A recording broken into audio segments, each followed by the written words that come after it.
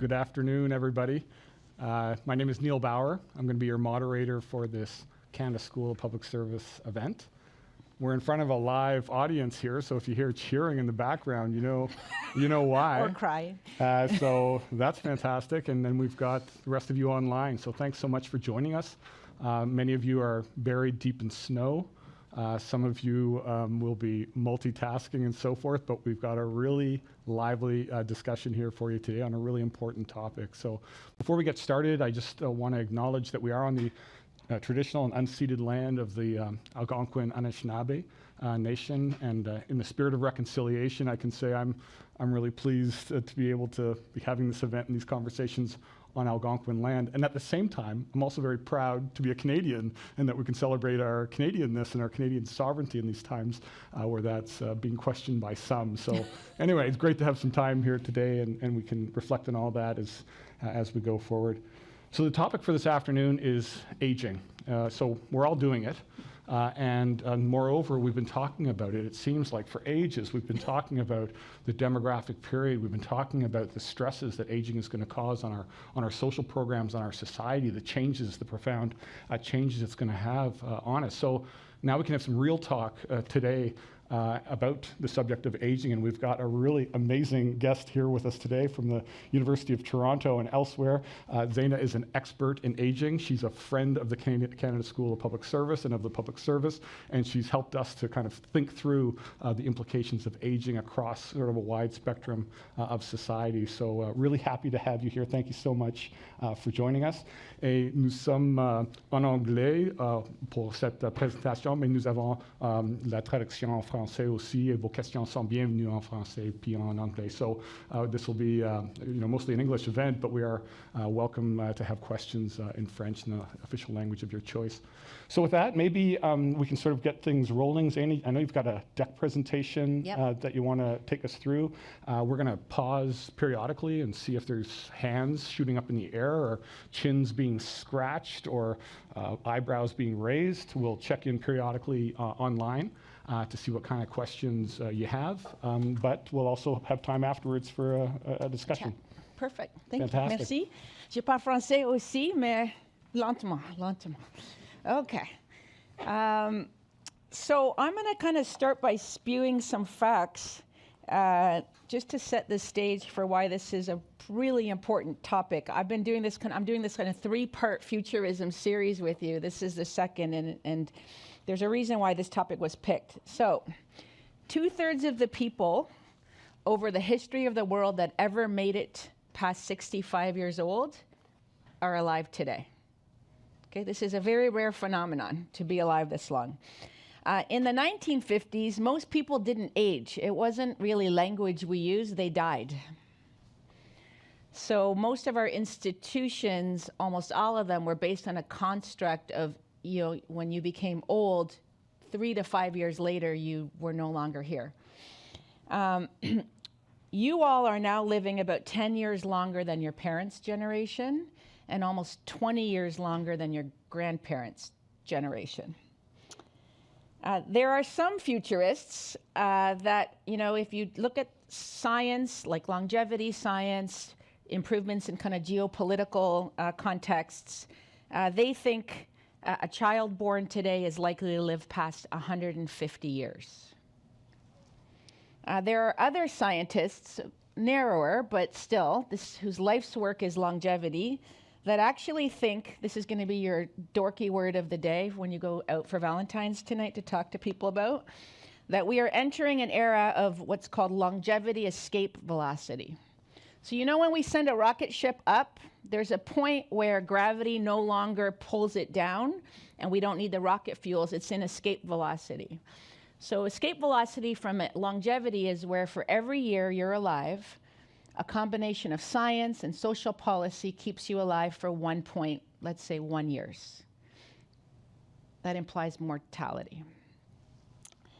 And this kind of experts think that the conventional definition, again, since the 1950s, of when you're called young and when you're called old will be obsolescent by 2030. And a big driver of that is that's when millennials start to turn 50. So the whole construct of what's old changes by then. So, and then the last factoid is if you combine the purchasing power of the segment of our population globally over 50, this is a massive wealth transfer that we've never seen. The combined economic force of the over 50 would be the third largest economy in the world after China and the United States. Yet, nearly every institution of society is designed for that 1950s paradigm. So that's why we're going to talk about this today. So just, I think you've got a bit of my bio. So I currently have a lot of attributions, and maybe some of these are my, let's say, conflicts. I work with a lot of different companies, including as Deloitte's in-house health futurist. But where this work that I'll be talking about came from was my one job ago, which was as the first ever futurist in home care, so seniors care in Canada with SE Health. And so we kind of had to figure out what is the future of aging so we could do our work properly. And we co-authored a book called The Future of Aging. And that's where I'm going to draw a lot of my remarks from. I wanted to bring a few copies. We've run out. We did a 1,000 print production and they're all gone. So shameless plug, you have to go to Amazon and get the book or some other bookseller. You got, what? Did I sign that one? Okay, I will sign it after. There's a book in the room. Some people who got a copy of my book, read it, resold it on Amazon, they can buy a signed copy for, a little cheaper. Okay, so what I want to anchor us in is a futures mindset. And I introduced this framework in the Policy Horizons shop here in the federal government. This is kind of their body of work, is this idea that when you've got currents of change and vectors of change that have a lot of uncertainty about how they're playing out, the way you do policy, the way you do strategy and planning, whether that's long-range planning or even for 3 to 5 years from now, it's got to start with the end and work backwards versus looking at today and planning out. So, typical planning and a lot of planning around our demographic shift takes what we have today and predicts, really with demographic drivers, what might play out, and then we plan for that. We largely look at volume going up and demand for services, and implications, and then we absorb that demand with new supply. Futurists start with all the possible ways society may emerge as some of these drivers happen, and then you come back today and you say, what policy do we need to put in place to maybe fit with that future better? To maybe direct that future? What's our preferred future for what Canada looks like in an aging society? Or maybe to avoid some possible futures that may play out that we do not want to see. And that's kind of the spirit of this work and some of this training. Okay, so as I set up in my facts, if you step back to a really, really long time ago, that's the horizontal axis here, and vertical is age, aging is actually on an exponential curve. It doesn't feel like it in our lifetime, over 70, 80 years, but for 99.9% of the time, our species has been our species. We didn't make it past 20, 25 years. So, of course, our biology is not designed for this level, but really no construct of society is ever ready for this kind of exponential growth.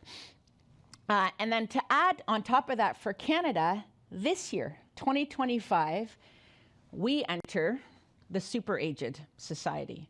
So it's been a group of countries that have more than 20% of their population over 65.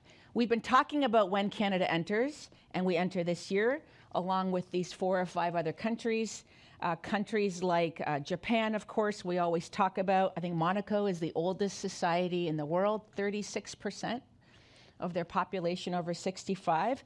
So we are, I think when you get to Taiwan, there's about 40 countries are now in this kind of super aged category. And again, kind of unprecedented for our species. So that's kind of the context of why we wrote the book. As Neil said, we are aging while I'm talking. Some of you might feel like you're aging even more listening to me. But anywho, it really is this kind of so universal experience. As you can think, it transforms how we relate to everything. Policies, products, services, each other, ourselves. And then given kind of the prominence of the older population, as Neil alluded to, it's largely remained a subject that's been neglected in really deep, good conversation about who we are and what we want to be. And therefore, you can't consciously design for an aging society if there's not a substrate to have a conversation. So that's kind of why we wrote the book, and also to guide our own work when I was at St. Liz. Methodology-wise, we partnered with a research firm and design firm, and together we collected over 350 signals. So us in futurism, we look at signals, not trends. Trends are signals that have manifested. They're already here. Signals is like, what? There's something in the drinking water. I'm just not sure. So we let 350 data points tell us the story, and we kind of saw them coalesce into 5 themes. So we didn't come out and say, we're going to look at these topics. We let the data tell us. And that was around, aging in community, so kind of built environment, where people live, how they live. Healthcare, chapter 2, chapter 3, technology. Chapter 4, kind of the economy of aging, labor force participation. And then chapter 5 was kind of, what we called it the identity of aging. And of course, if any of you have ever done a book, this is my first one. In hindsight, it should have been chapter 1, because it underpins what's going on in all the other themes. So I'm going to kind of go through a little bit, helicopter ride through some key highlights of each chapter, starting with chapter 5, because if I would have wrote the book again, maybe in the next production, we'll switch it. So I think this picture says it all, that, the imagery on the left is kind of a relic of the past, right? That there's just very different constructs of aging. If you think about, at a high level, racism has gone through a thing and it continues to evolve. Sexism has gone through a thing kind of post-World War II and continues to evolve, and in some places in the world is going backwards. Ageism is going to go through that next reckoning, like in a very big way, and that's a lot of what this chapter is about. Just to kind of get our brains a little shifty on it, this was a video that the City of Toronto kind of used to start to reframe the identity of aging. Can we play that? Hi. Would you like to try the world's first aging cream? I'm not interested in that. It will actually make you look older. Why would I want to look older? Don't you want to look older? No. No? It will help you in the workplace to feel more confident. Don't worry Be more about reliable. confidence. I am confident. It'll help you with pre-presentation panic. Okay. Then it's starting towards maybe a little bit more interested. Do you want to try it? Maybe I'll try wanna it try because it? I Yeah? look young, but What do you think? I don't feel any different. Can I let you in on a little bit of a secret?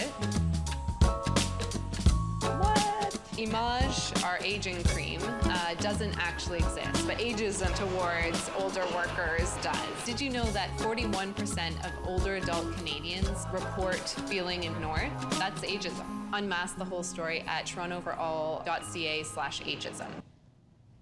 Okay. So in the book, when we looked at the data, we kind of summarized what we saw on this kind of identity of aging around 4 shifts.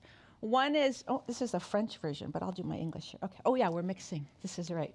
That the old construct of, the older age being when you reflect on late life and often catapulted by some kind of a crisis of events, that this completely different reframe of reinvention of oneself and multiple reinventions and recreations.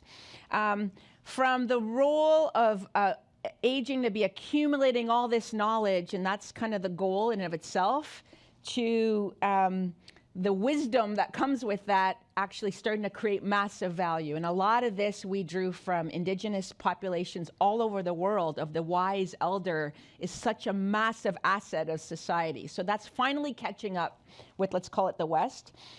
A lot on sexuality. If you think of the multiple generations of trauma around not enacting one's own sexual identity, that's kind of emancipating. And we looked at that around the world. And then this kind of construct of my goal is to avoid death and avoid mortality, to having power and agency over what end of life looks like, end to end. And I'm going to share some fun stuff about that. So just some kind of signals. When I was living in the Netherlands in 2017, this guy, Emil, rattle band. He's like the Anthony Robbins of the Netherlands, maybe 20 years older, super fit, very tanned, and he was literally asking government to change policy to allow people to change their age. And I think this went up to the equivalent of like the Supreme Court, because he's like, you can change your gender, you can change your name. I don't feel like a 69-year-old. Biologically, I am not a 69-year-old. And so it kind of created a bit of a conversation. So that was kind of one of the signals. Imagery like this, we collected files and files that looks very different from, you know, one of those opening images. I was in the Boston Logan Airport when we were writing the book. You know, when you're going down, like, and there's like all the advertising down the tunnels, you know, this is their campaign. It's called Age Strong. So the city of Boston has said, we want to be a city that has a very different identity for aging and what it means. So imagery, language, playfulness around what it means to be an age-strong city. And then I started collecting just a very different language, right? And you guys know language is mindset. The words you use is how you think. And so there's also a pattern, including my own organization, which we're a 118-year-old nonprofit in elderly care, banning the word seniors, because it carries a mindset of a way we did things that's not going to help us to create the future of aging. So interesting kind of phenomena there. Iconography. So the Center for Aging Better in the UK created, these are free for anyone to use. You know, stop using the bent over, frail person with a cane to represent when you want to talk about anything with an older adult population, with many other alternative options that just seem to resonate more for today. Very different kind of life reinvention, career reinvention, well into centenarian. This was taken at that, I remember that bird's nest in China during the Olympics. So this is like thousands of older adults in a Tai Chi class once a week. So on the sports theme, you know, rock star athletes getting, you know, photo shoots in major magazines because of their athletic prowess. Entire communities for fitness that don't, you know, feel like some of the options we have on order today for older adults who have a major obsession with fitness. And then I'm a bit obsessed with the Raptors. I was mentioning somebody, I have a Raptors tattoo on my body. So I had collected for the longest time, you know, the first older adult, you know, halftime dance troupe, which you're used to normally, very young people jumping around with hardly any clothes on and a lot of sparkles and glitz. So the Washington Wizards were the first to have the Wisdom dance troupe. And then all the other NBA teams have started to follow, including our own beloved Raptors. Those are the Northern Classics. And they're so badass. Like they own it. And everybody is kind of excited to watch these folks dance. And they really kind of push some envelopes. This is a rugby league, very, very competitive in Japan, where the minimum age is 40. They've got 90-year-old players on this team, and they don't mess around. Video gaming.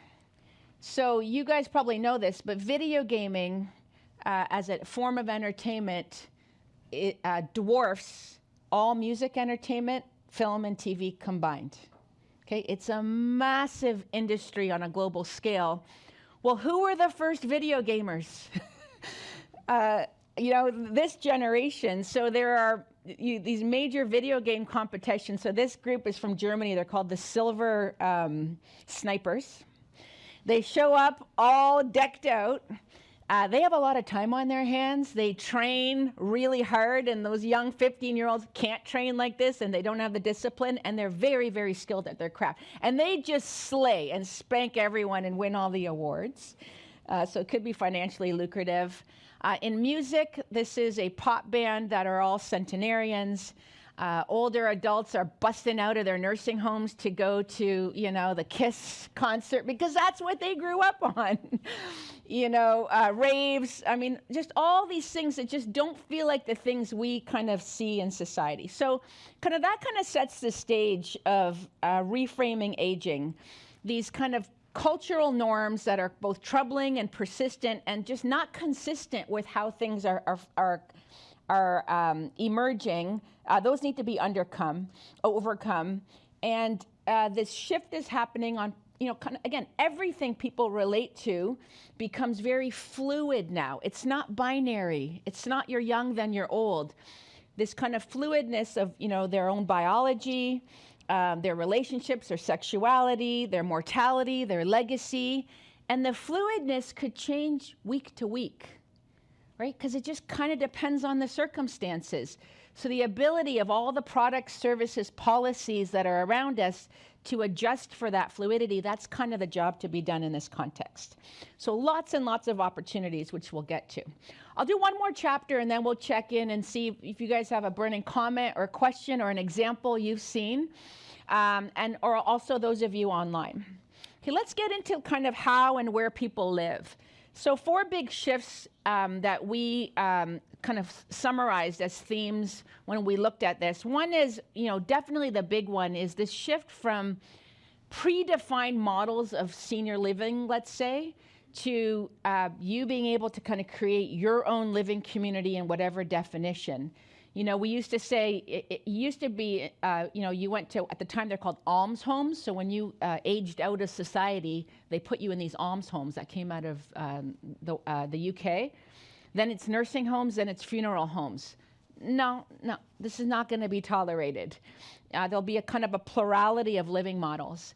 Another emergence, and this kind of COVID really accelerated the second shift from you kind of stitch together informal support, like maybe you had a teenager who shoveled your snow, or you had sons or daughters who could take care of you, but you kind of figured it out and it was very informal and there was no economy around that. There's a whole formal, what we call caregiving economy emerging. Kind of like in Canada, we just had a new economy when we legalized cannabis. There is a whole other market emerging around, the family caregiver or care partners. And not just for healthcare. The shift from most of your relationships were local and offline, to this kind of ability to make very, very meaningful connection virtually as we kind of emerge in this digital world. And then this mindset around the older ages as the time to be isolated and alone, especially because the chances, if you're in a partnership, you're both going to die at the same time, are very slim. There tends to be about a 5-year difference. To this emergence of these, what we call intergenerational constructs of living and many other aspects. So just in terms of, fixed models of living, this is a typical advertisement. I won't shame them, some Canadian senior living community. Lots of beige. They have a section of their website called Fun Stuff. Shuffleboard. That looks really fun. And then we look around the world and, there are these kind of niche kind of markets that appeal to a lifestyle of aging that people want. So these are Margaritavilles. Same set of services, same population living there, some quite frail, right? And needing a lot of help. But that's kind of what aspires. The cover of my talk is probably my favorite one of these that we looked at, called Priya. So this community, seniors community, emerged in the US because the diaspora of Eastern Indian was a very big diaspora in a lot of states. And they weren't going to settle for the not spicy version that I showed you earlier. And so the whole aspect of this experience, the food that's served, the activities, the color, the aesthetic, and this is not only attracting East Indians, right? There are a lot of other, people who want to be part of this aging experience. And again, undistinguishable in terms of the end of the day, what's offered, the services, the price point, et cetera, but a very different offering. We were doing a lot of work with my team on addressing, very little stock of available housing models that could support people across their age fluidity. Believe it or not, in 2019, when we published this book, it was still a law in Ontario that to own a house, you needed to be married or related. So remember the TV show, I'm going to age myself, called The Golden Girls? That was actually legally not allowed in Ontario for friends to own a house. And so this private members bill was enacted called the Golden Girls Act, just to do a little tweak to the language that you could say, you know, who could access house ownership for greater certainty, unrelated seniors after persons who are unrelated. So just to show, a lot of our policies were designed for housing, particular around heterogeneous, married, kind of home ownership. Doesn't reflect where the world's going. Other policy innovation to create the conditions for a stock of housing that meets people where they are is around laneway housing. Calgary was probably the most advanced in Canada on this. So just different ways to zone land, not just for nanny suites, but for families, for all sorts of living arrangements, and very flexible and modular designs for evolving the housing construct as needs change and the number of people in the home change, et cetera. My holy grail, what I was trying to work on, was to actually create a very new disruptive business model to have an alternative to, let's call them nursing homes, which would be, you know, particularly given most older adults in Canada, the median are on a fixed income, usually one of the pensions, which is below the poverty line. They cannot afford private pay, retirement, or senior living, or nursing home. Could you have rental apartments that are purpose-built where any healthcare services are built into the rental price as part of the bundle? So very different business model, because this is emerging around the world. This is yet to be to happen in Canada. I talked about intergenerational kind of models. Those have, you know, been already the norm and standard from a policy and practice in Europe, particularly Sweden, Denmark, Netherlands, a lot of the Nordics, starting to emerge in North America, whether that's, you know, a new bartering and currency where a student might do, you know, activities to help an older adult. In exchange, they get free housing or something like that. So lots of models, but there's a policy regime under that that has to enable these to scale. Papa is one of my favorites. So as Uber took off as a business model, this kind of on-demand of different services, Papa is grandkids on demand. So it's a two-market economy where young people can offer up time, services, expertise. Older adults say what they need, and then there's an exchange at scale. This is a venture-backed company, which means they're kind of on a path to scale. So just on housing, you know, federally we've had major programs on all sorts of housing. But for older adults, this is a very big problem. We called it the missing middle, right? That this, you know, if you're low income and need housing that you can't afford, we've got social services for that. If you're high income, you can go buy what you want. 70% of Canadians, there is no option that works economically or for what they want to be. And so this, I think we had quantified like 500,000 older adults in Canada that there is not a stock for them, and that's a lot of what we were working on. And so when the National Housing Strategy set up their solutions lab, some of you might remember that, which was, can we create little mini labs to try new policies, new practices, new forms of housing that every jurisdiction in Canada doesn't have to reinvent the wheel. That's kind of the role of a federal government. So we were kind of brought on to that to do a solution lab around how do you forecast what the future might look like for housing for older adults?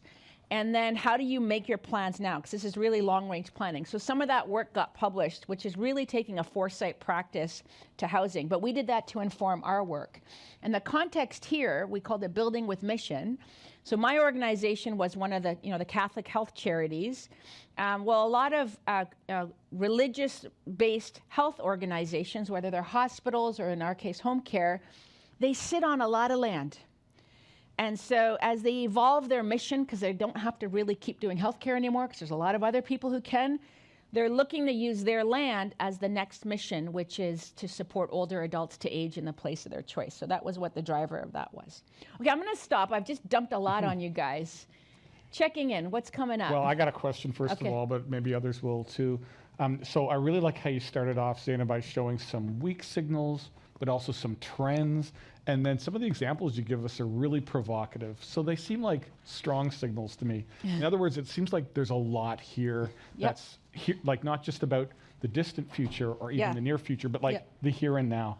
So I'm just interested to know when you're sharing these kinds of scenarios and doing this kind of futures planning, and on the specific topic of aging, how much do you think that the Canadian policy ecosystem gets it? Or are they falling off their chairs when they see the seniors, gamers, and so on? So look, I find in general with everything, and certainly this topic, I've never met anyone who has a policy lever, whether it's federally, provincially, municipally, who doesn't get it, who like crosses their arms and says, no, we will not change.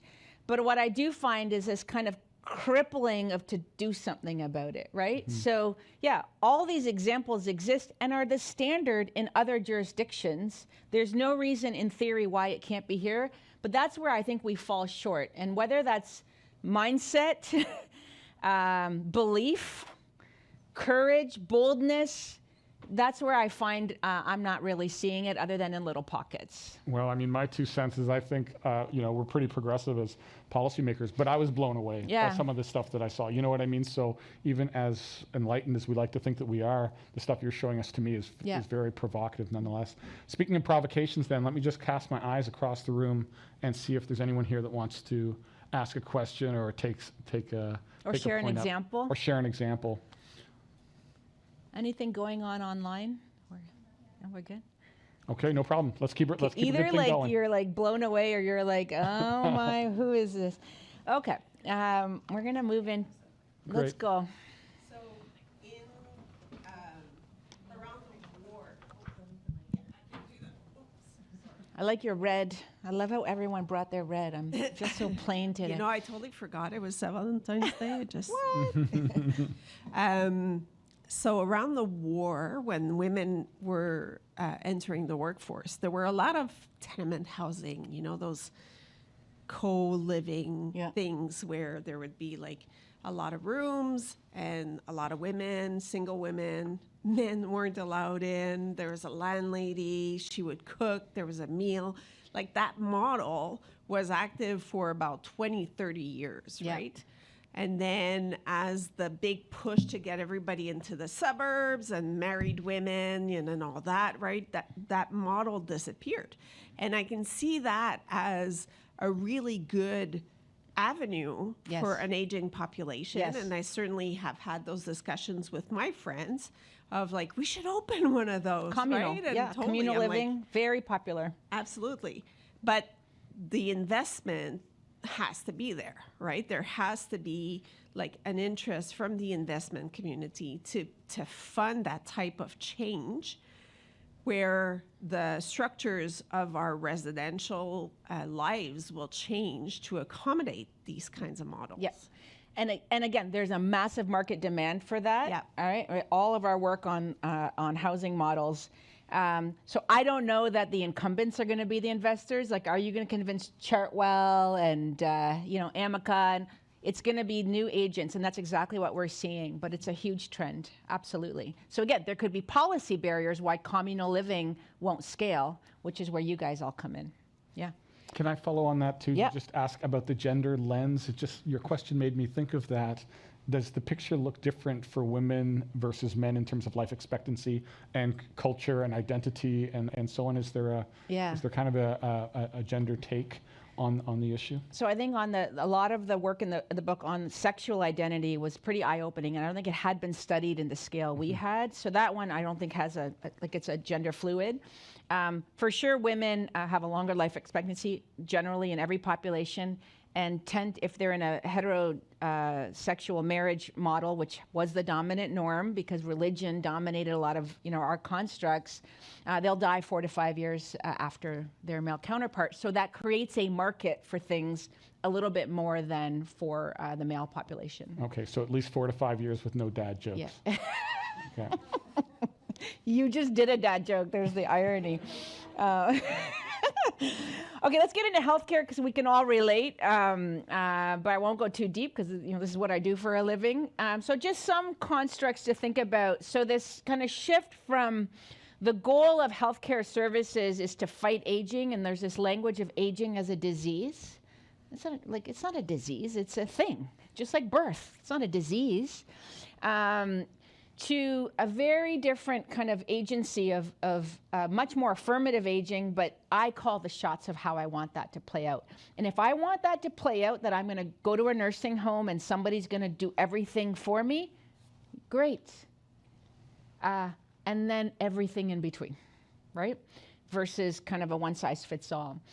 This shift from the goal of healthcare is kind of the absence of illness to cure disease, to the ability to kind of adapt and self-manage as our bodies, stop working, right? It's a very different construct, and I'll share a little bit on that more. A shift from a very medical model, which is obsessed about the physical determinants of health, blood pressure, heart rate, weight, whatever, and physicals, to much more of a blend of the kind of the socio-emotional kind of drivers of health, equal leg of a stool as to the physical. And then, of course, as our noggins start to decline, because again, our species never was alive this long. Our brain works really, really hard for us. It consumes a lot of our energy. So kind of trying to treat cognitive decline in forms of dementia to the ability to say, how do we rewire the brain? That's this whole emergence of neuroplasticity and brain retraining. So lots of science there, amazing stuff. So again, I told you 99% of our time on this earth, if horizontal is years of life, and then vertical is how healthy you are in those years, as a species, we were very, very healthy. We had great sunshine on our circadian rhythm. We exercised all day looking for food or running away from predators. We slept. And then we ran into a saber-toothed tiger and we died. Okay? So the area under the curve was very high. Now we sit, we smoke, we don't eat well, we have very poor exposure to light. And so, but science is extending us. And like I said, that could go to 150. We will not accept this decline over that.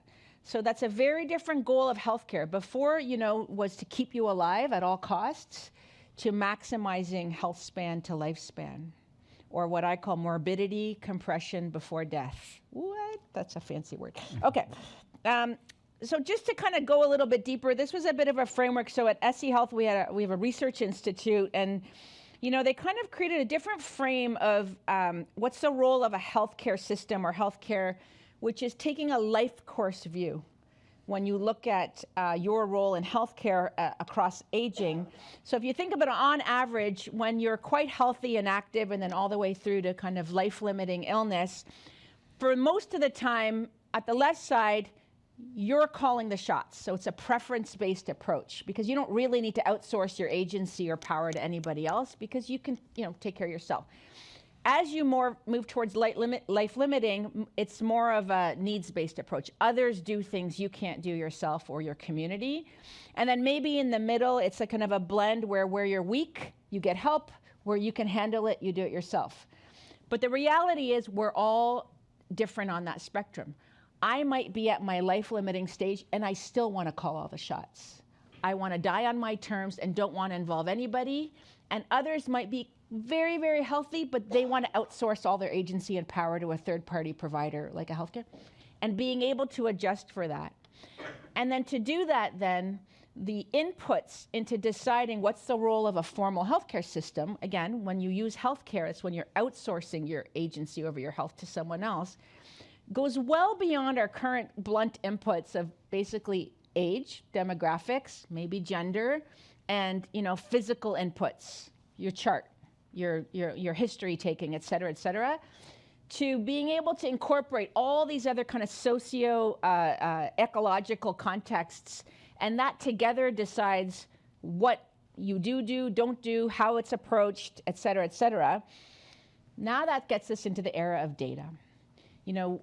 We use blunt instruments to decide healthcare, and wow, we do not touch the possibility of understanding what is the status of health of our population based on much broader inputs than our medical chart.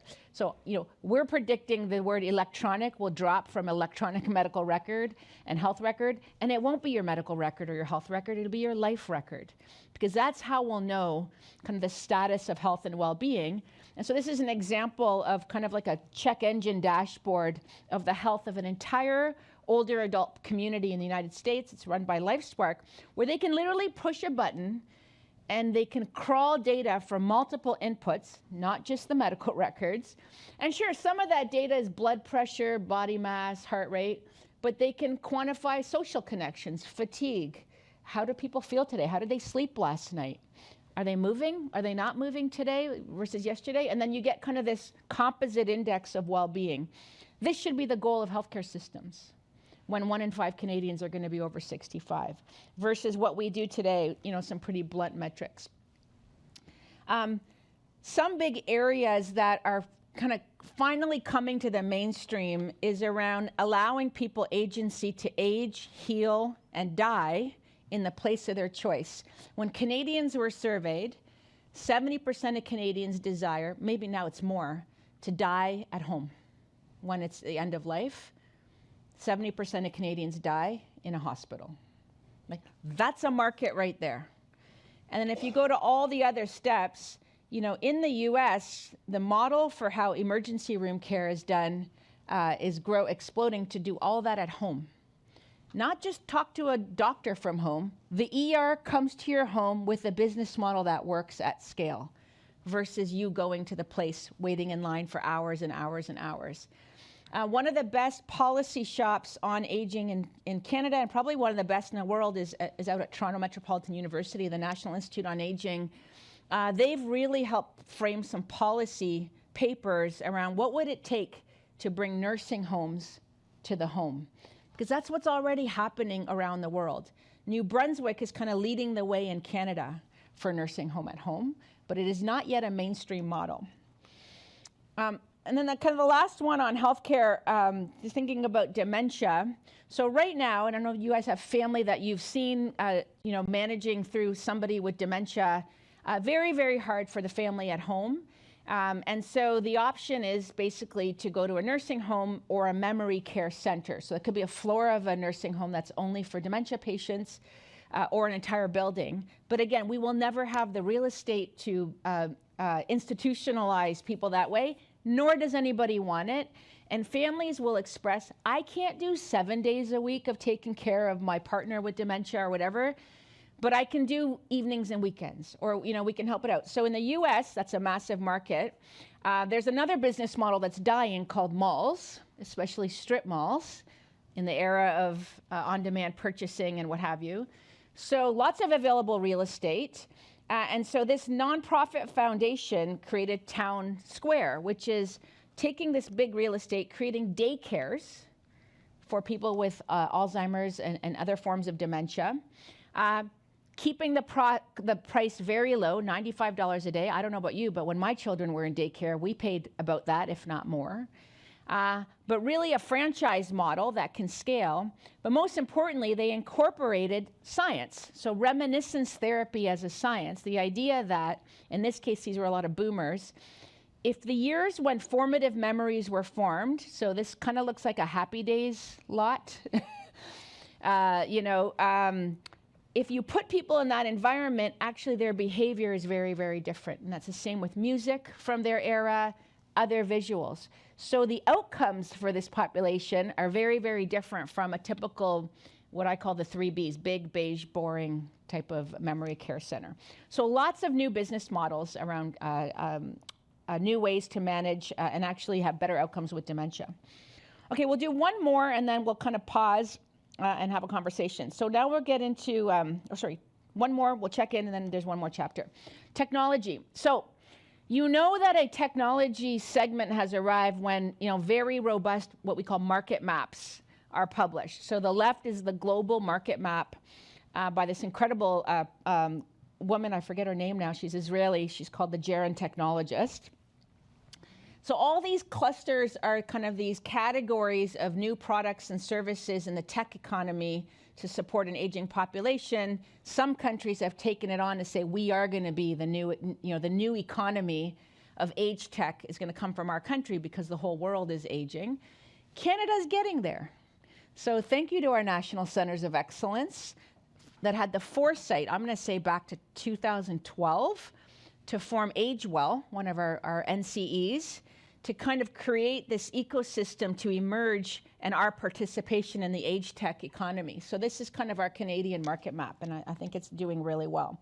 So on Geron Technology, some of the themes is around, the old model of these kind of biologically defined life stages to much more fluidity of those stages because technology can really extend the boundaries of what used to be very discrete stages on multiple dimensions.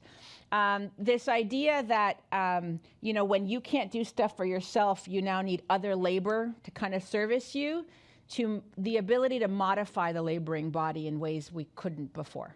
And that's where technology comes in. I kind of talked a little bit about, lifespans that go forever to much more ability of technology to maximize health span. And then the shift to aging in place, which technology helps a lot. So I think, right away you think about, and I hear this a lot, especially in healthcare, older adults can't use technology.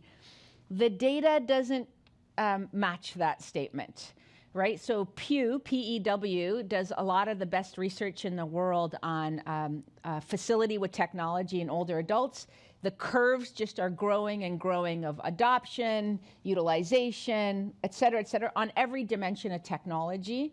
And some where the older adult population is actually superior in embracing certain technologies than everybody else. Tablets, for example. So if you give a kid a tablet and an older adult a tablet, the kid might not know what to do with it because they're so used to texting and Snapchat and whatever. So lots of great data on that. During COVID, this one study kind of quantified that older adults were spending sometimes up to 10 hours a day on one or more screens. And that's a bit different, especially how I saw how my father aged, and when I, seen grandparents in nursing homes where the TV is on all the time. That's kind of the companion. That's the screen. They are ditching that a lot more and hanging out in these other kind of modalities. So the key thing about technology, the take home is what it does in the older adult kind of context is it recreates world experiences that without it are inaccessible, right? That's this idea of extending the boundaries of ability, of biology, et cetera. And the other big thing is there are no longer these other accessories that are created just for this population. Do you remember that thing people used to wear around their necks? Life, what was it called? Life Alert or Life Alert by Philips, or the clapper, or I've fallen and I can't get out, all those things, that they're kind of like medical devicey. That's not the case. These are everyday technologies that are used anyway, being just blended in part of their life. There's a company out of Norway called Motiview that developed kind of a model of, they would record areas of the village wherever older adults grew up, because in a lot of nursing homes and retirement communities, it's very local. People stay where they grew up.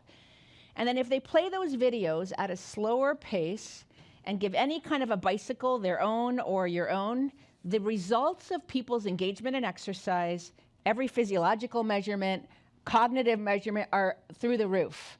And so this got taken up very quickly, including across Canada. I think Ottawa was one of the first to really bring these into things.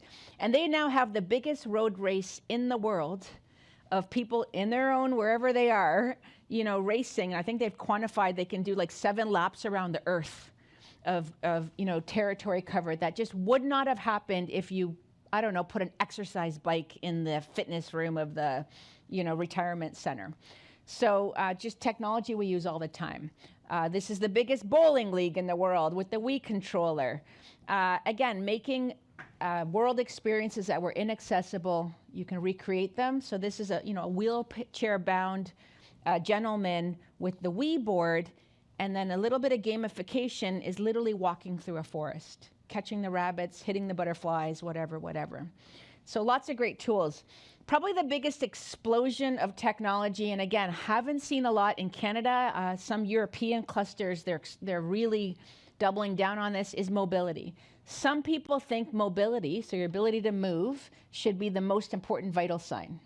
Not your heart rate, not your blood pressure, your ability to move. It correlates to so many things. So a lot of the science and technology that's coming into the older adult segment, so garments that can boost up your legs or give you this extra exoskeleton. I think our kids are going to look at wheelchairs and be like, really? That's what you did to move around, companies like Ford Motor Company, which has been in the car manufacturing industry for hundreds of years and doesn't make a lot of money off that industry anymore, getting into businesses around transportation. Lyft is doing the same, Uber and others. And this company, Voyage, is kind of all ex-Uber and Tesla, Silicon Valley folks, creating kind of a driverless car ecosystem for older adults with Chrysler Pacificas. So a lot of this, though, came from the elite sports industry. So if you design clothing and movement technology for elite athletes, there's an application for the older adult population. So that's nice that the R&D is being done elsewhere. And then, of course, the last technology that I think we can all relate to is, let's call them robots, whether they're chat-based, avatar-based, voice-based like Alexa, or literally humanoid robots. This is Pepper. She's all over Japan. There's pockets of Pepper here in North America. Pero on the bottom left is like a stuffy, a seal, but it has a lot of robot features, and that's manufactured in Canada, selling all over the world.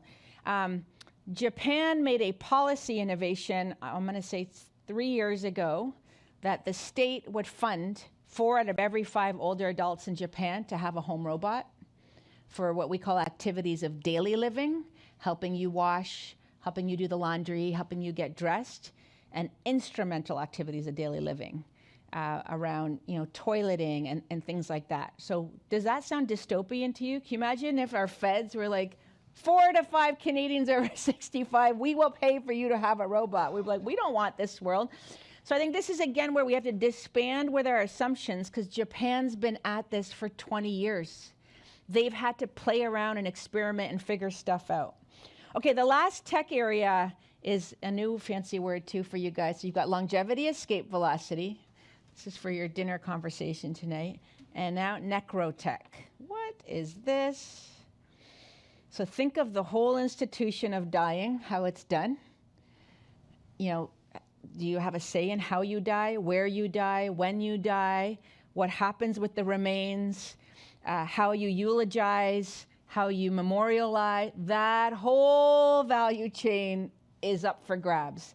And there's an entire ecosystem of new products, new services, and it's rarely the incumbents, like the funeral homes or the cemeteries or the old school will companies that are going to come up with those new solutions. COVID accelerated this as well. I've yet to see any country take on this as a new economy.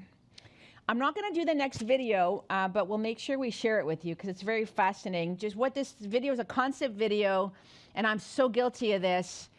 So most of us whose parents, if they're still alive, were usually not in the same city. This is their whole urbanization for labor force participation. So mostly to assuage our guilt, we buy them all these technologies. Like I bought my mom the doorbell with the camera and this and that and Amazon we do it actually for ourselves, not really for them. And then we wonder why these things don't get used. So there's just a bit of a social commentary on that. Let me just check in before we do the last chapter and then we'll wrap up. Fantastic. So I'll be soliciting your questions and those of you online. But let me first ask, so the people that are viewing this here and online will have come from many different disciplines, many different parts of government, service delivery, government programs, administration, policy, and so forth. And so I'm curious, to what extent do you think that the initiatives that you're talking about and the directions that you're sort of provoking us with, are they for particular programs? Is it an agenda of initiatives, or is it something that's ubiquitous that we all need to is it a lens that Yeah. we must all use in all of our domains? Yeah. Just your thoughts on Yeah. to what So- extent should everybody have Yeah. a literacy in these issues, you know? Everybody has to, because this is really a social revolution. It will impact everything in society. And the underpinning institutions that are everything in society is where policy has to unlock those, right? So the big areas, though, you could imagine, and it kind of matches the book, for sure, all aspects of housing, but kind of restructuring our financial systems for this very different mix, of a population. Kind of social construct. There's so many. So it is everybody. Absolutely. And we'll I'm get also into thinking it. of law enforcement and the judiciary and everything else. How streets are done, the urban landscape. I mean, it goes on and on. So I've got a great takeaway because there's a hot off the press policy paper that just got published like 3 weeks ago that answers your question, which love I'm it. glad because we didn't go that deep. Amazing. Well, why don't we take a question online and see how we do? Okay. You mentioned ageism, but not ableism. Are the trends of showing aging adults as youthful, colorful, active, and strong not in part of a symptom of ableism in our culture and our discomfort with disease, aging, and death? Yeah. So absolutely. I forget the language we use. Like in healthcare, we say like we have this deficit model for aging. Like it's this big bad thing and there's all these things you can't do and now we have to do it for you. I think maybe ableism we didn't use because it's kind of commonly used as a, okay, so what? So it's more of like, what does it actually look like? I did have a point on that I did want to make. Where was it? Yeah, so, kind of if you have an ageist attitude or a construct, that kind of embeds in everything you do, whether you're in policy, practice, etc. So, which is why, again, identity to me should have been the first chapter, because once you shift your mindset, then everything else can fall into place. Yeah. All right. It also seems like the accessibility agenda and inclusion agenda helps us with dealing Yeah, we're with not starting aging from as well. scratch Yeah. compared to other areas like around housing, around retirement, labor force. We're kind of starting from scratch. I would agree. Yeah. Yeah, Nice. urban environment will be accessible by default. Yeah. Amazing. Let me just, with my eyes, I'm going to scan the room to make sure nobody's got a burning question or comment. Nothing burning. Okay, let's talk about money. Oh, back here, yes. Ken, yeah. Oh, come on over here. Very interesting. I had a question. You sort of touched on it briefly when you were talking about like cognitive decline, and I was just wondering, in your book, do you talk about like how do we maintain our? A lot of times they say, "Oh, learn a language or read a lot," Yeah. and I'm just thinking, if we're going to live to 150, we really have to incorporate some things in our Yeah. lives so that we don't do that. Yeah, and Not that just our so bodies. I'm gonna cut to the chase on maybe a question you were gonna ask me later. To me, if I had to pick from a role of you all on a federal, like for the country, is exactly what you said. If we don't find completely new policy constructs and therefore practices to prevent the devastating consequences of cognitive decline and physical decline, we won't make it. Like, there's just no way. So I think that is getting a lot of attention, a lot more science, a lot more research. In parallel, incredible development on treating the disease when it happens. Like, there's some scientists who are in the Alzheimer's and dementia space who think, right now when you hear dementia, it's a death sentence, right? On average, within 5 to 7 years, you pass, no matter what age you are. That's how HIV we used to think about, and most cancers. Now they're chronic diseases. So I think science is going to help a lot, but absolutely the kind of preventative strategies Yes, that's what I'm thinking. got to be the next thing. Some think dementia will be the economic sinkhole of our country before some of the shenanigans from down south. Yeah. Okay, let's get into money. So this is kind of the economic context of aging. So again, no surprise, retiring will kind of go away as a language and a construct. It doesn't exist. And it's not that you're working longer because you have to pay the bills, although that is some of it, which we'll get into. But really, it's about this kind of eternal purpose in life, and it doesn't stop, or change when you were 64 years old in 364 days, and then all of a sudden you're retired. A lot we looked on purchasing power, the kind of longevity economy through both, accumulated savings, but also very creative use of pensions and savings and retirement vehicles, to this kind of emergence also of, I'll have massive uncertainty. I'm one of those. Like, I'm a gig economy. Deloitte's model, about 40% of all jobs will be fractional kind of gig economy jobs. That's massive economic uncertainty from the old model of stay at the same job and get the pension. So how do you have a market environment for that kind of growing cohort? The shift from intergenerational divisions, you're young, I'm old, and never shall the two meet, to the, this consciousness of class across generations. And then finally, this kind of shift of the goal to, of aging from the economic is, wealth accumulation to pass on a financial legacy, right, for your kids or your grandkids, to a social legacy too. It's a very different role. And your social legacy isn't, getting your name on the wall of some community building. A real impact on society as your kind of, your footprint. So just some language I love to play with, it's not retirement, it's rewirement, reprierment, renaissance. There's an incredible group actually started out here in Canada called the Future of Worth. Not the future of work, the future of worth. You might want to take a look. Usefulness. In the startup economy, elderpreneurs, seniorpreneurs, this kind of encore career of entrepreneurship. The cohort of founders that's kind of over 60 is growing. I think Calgary was the first to be like, no, it's not about top 40 under 40. It's top 70 over 70. Then it'll be top 80 over 80, top 90 over 90. And then just, we need a lot of talent to teach and to do other things, and it's sitting there. And so how do we tap it? Again, from a policy innovation, Japan, we should just follow and some of their experiments and take them. So, their current priority are these three, what I call BHAGs, big, hairy, audacious goals.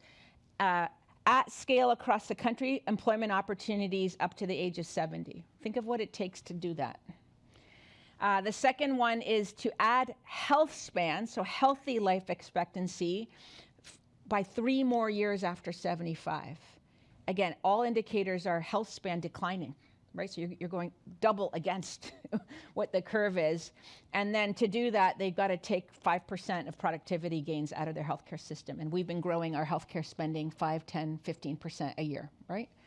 Kind of with no end in sight. So just one that I think is always fun, again, for your cocktails tonight, is grandfluencing. This is a real market, a real business. Forbes is writing about it, Wall Street Journal. And some of these grandfluencers are making like way more money than any of us in this room. So just, again, a signal of what's to come. Look, just on the retirement income, pensions, income security. So again, most Canadians, I think at most have about $6,000 of savings upon retirement, and they're on fixed income, usually one of the pensions, maybe a little bit of a supplement. The NIA, the National Institute on Aging, has basically 2 policy thrusts that they focus on, retirement and income security, and everything about age, healthcare and living arrangements for the older population. Some of their work is incredible and has actually already led to, I think, 2 pieces of policy reform from the federal government because of their work directly. To me, that should be the gold standard of any policy shop. So they're really, in my view, a do tank, not a think tank. So I would have a look at some of their work. Really incredible, I think a gem for Canada on the world stage. Okay, so just last part of spending. Does anyone recognize what's common about these 4 things? Malls, suburbs, fast food, and pediatricians. Any guesses? What's the thread?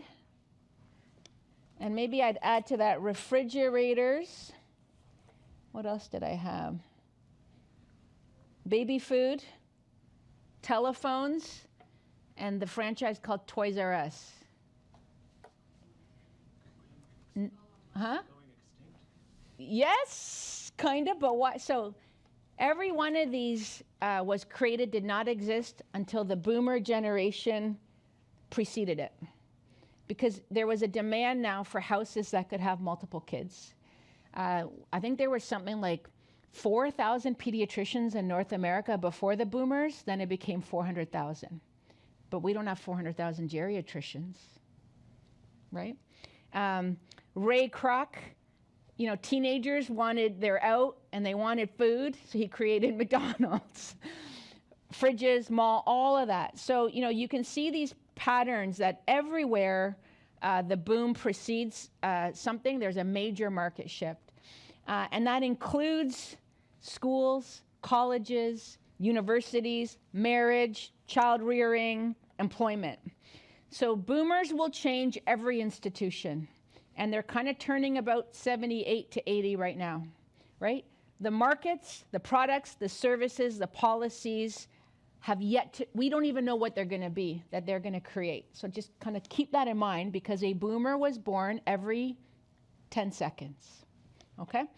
So that's kind of the context here. Well, that's all summarized in probably the most seminal book I've seen on this by Joseph Coughlin. Joe Coughlin's at the MIT Age Lab, and he wrote The Longevity Economy, where he kind of looks at this phenomenon. And one of the signals is when these massive brands here, you know, so I used to do a lot of consulting. So for a Procter & Gamble that makes like Gillette razors and those things, for them to create a new category, like feminine product, very rare. Like it's a once in decades. So that they're all creating entire categories, divisions for the older adult, it's a pretty good sign that this market's here. Remember I said it will be the third largest economy for people over 50.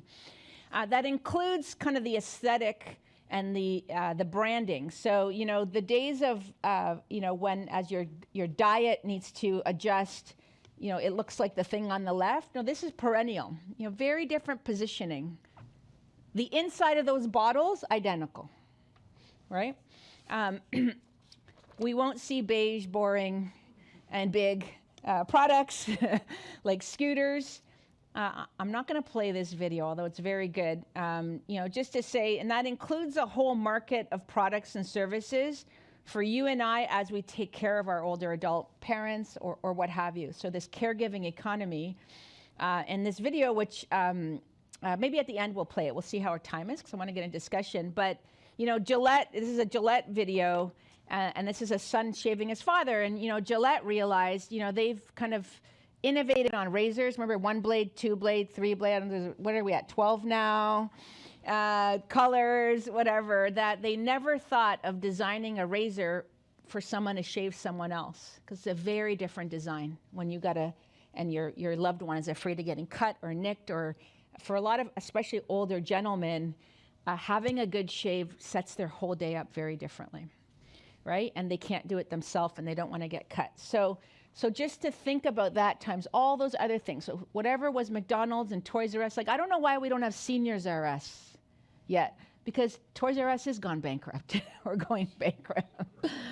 Okay, so this was published in 2019. I'm no longer doing this work, but just if you want to go a little bit further and pick up on this for the work you do, the Canadian Standards Association took this on, and this report just came out like maybe a month ago, I think, where they did actually a futurism exercise, like Gold Standard, which one of my favorite futures shops called Creative Futures. I was part of the work of it, where they gathered the biggest kind of combination of signals around how aging is emerging in Canada. And this is them, and you know, there's labor market, learning and education, pensions, etc. Something for everybody, back to your question. Mm-hmm.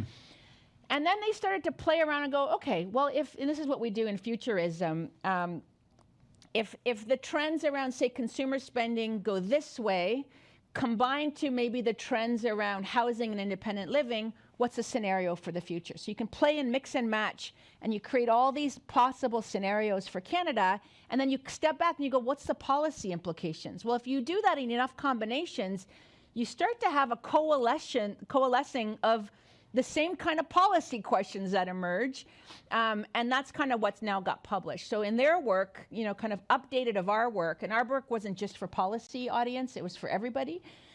These were kind of the 6 policy vectors that they thought if we double down and start to experiment in these areas, we might be ready for these possible futures that it might emerge. So I think it's a great pickup point in addition to the now policies that the NIA has. So that's what I wanted to talk about. Let's get into a conversation. Amazing. Okay, the first thing I want to do, I just can't resist asking you, if you could wave the magic wand of a policy change and you could change, take 3 policies. Maybe it's a healthcare policy, maybe it's the Canada Health Act, maybe it's a workplace policy, maybe it's an economic policy.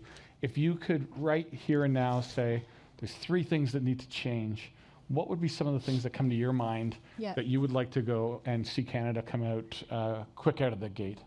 So I would say one is definitely entire set of reforms around pension and around cash flows, income security.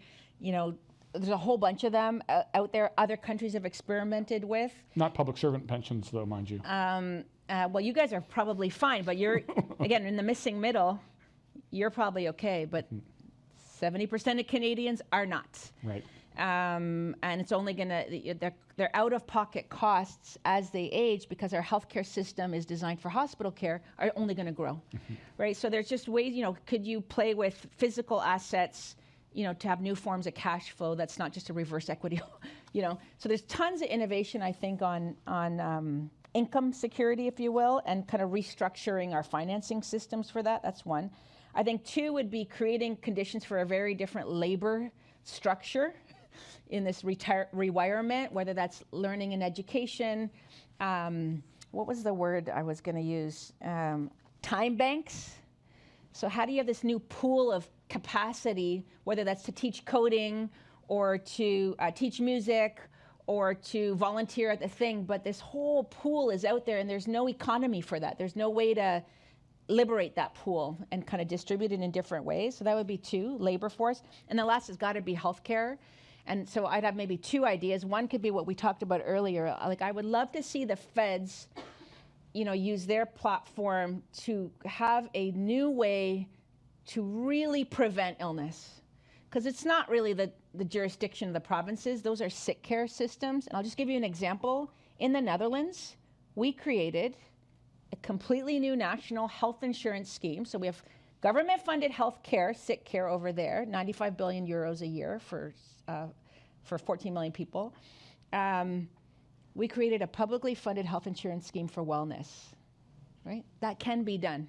That's the first country. So that'd be one, my more practical healthcare example, which was the intention with the federal transfers. I think you guys know about 35% of all healthcare in this country is federally financed, okay, through the transfer of money. Give the money with some contingencies.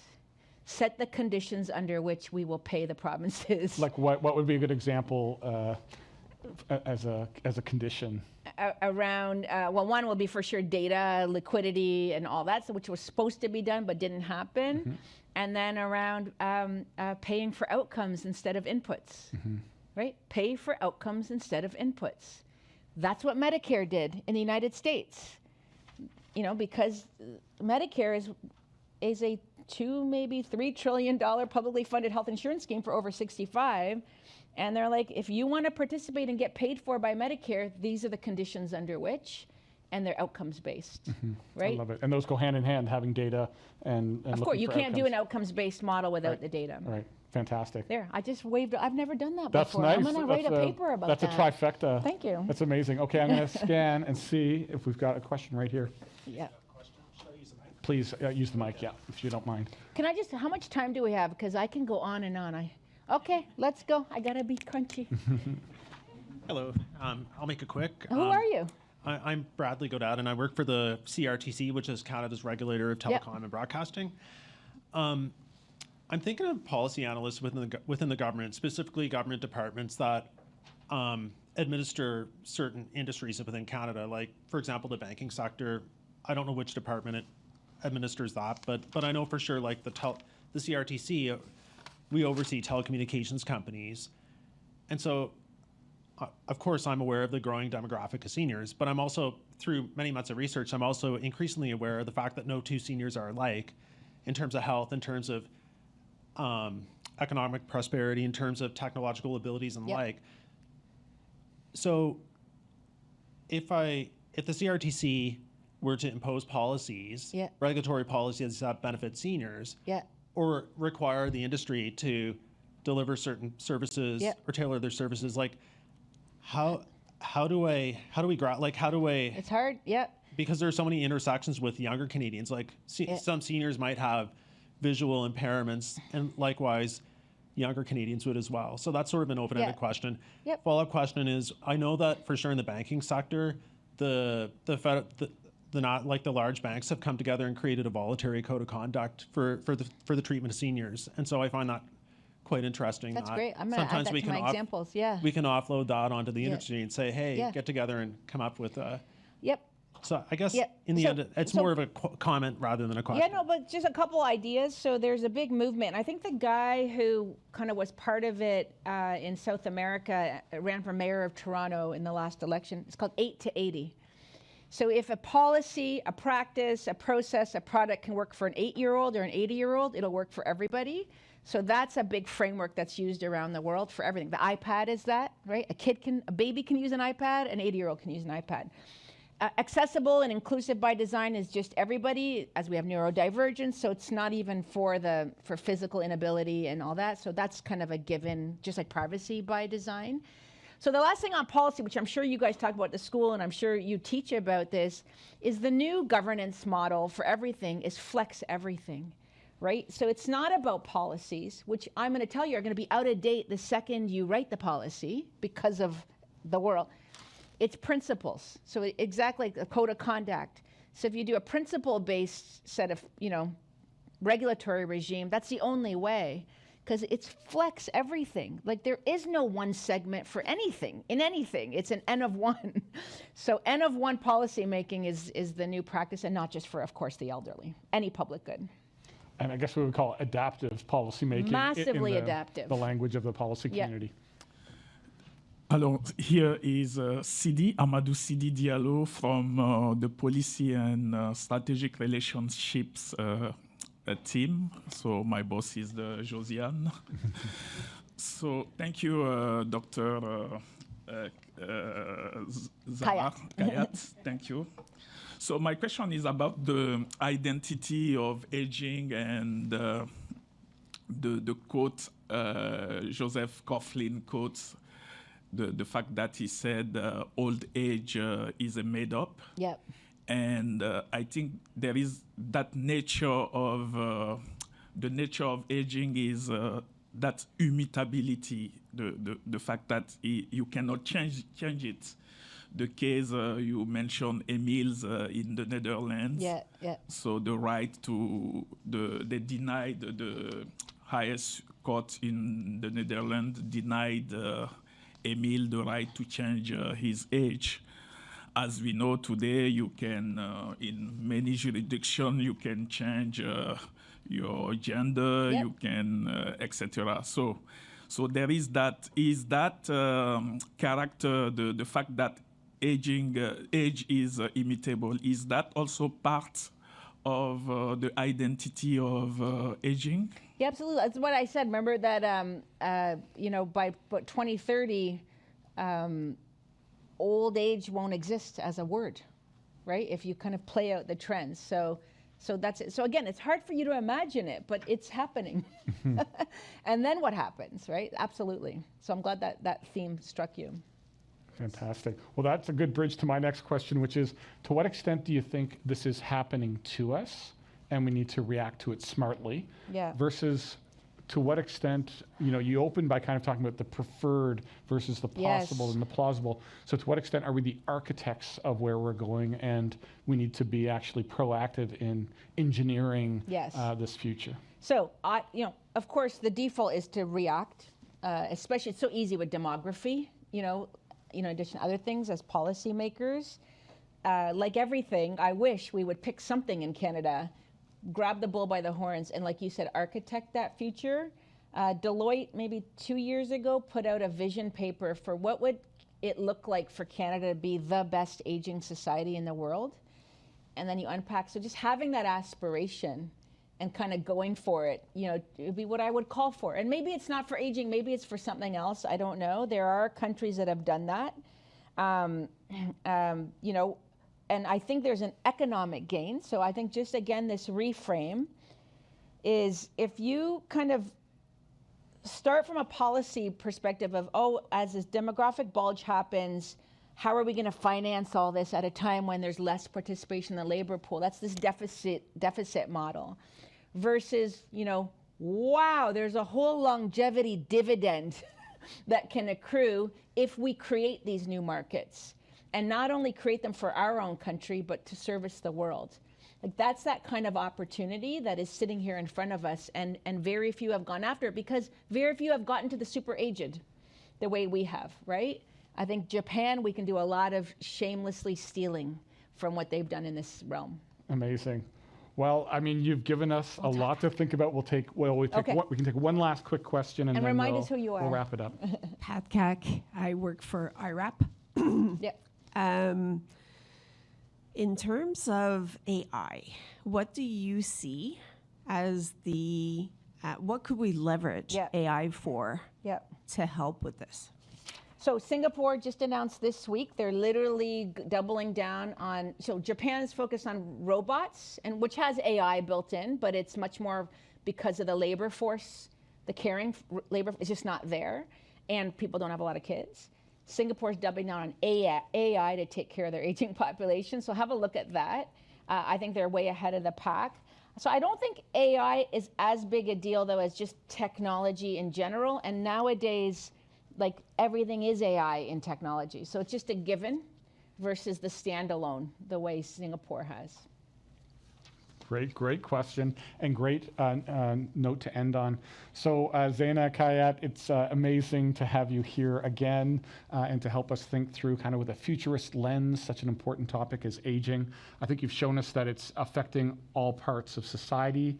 There's a breadth and a depth to it. That depth is the profoundness of the change and maybe the intensity of the change, which I don't know about you, but I don't think I appreciated just how foundationally paradigmatically shifting aging really is. And also, thank you as well for the ideas about the sort of the policy, the program, the service implications of this.